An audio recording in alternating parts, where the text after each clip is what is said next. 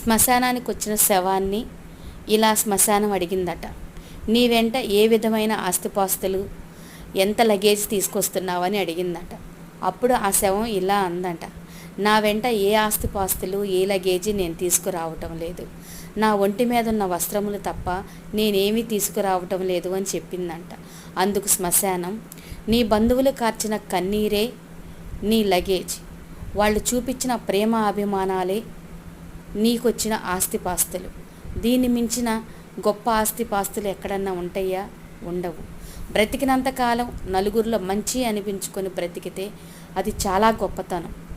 నువ్వు ఉన్నా లేకపోయినా నీ వాళ్ళందరూ కలిసి వాళ్ళ గుండెల్లో నీ జ్ఞాపకాలని, నీ ఆలోచనల్ని, నువ్వు మంచిగా బ్రతికన నీ ఆదర్శాలను తీసుకొని వాళ్ళ గుండెల్లో స్థిరస్థాయిగా నిలుపుకుంటారు. వాళ్లకు నువ్వు ఒక ఆదర్శమూర్తిగా ఉండాలనిపిస్తుంది.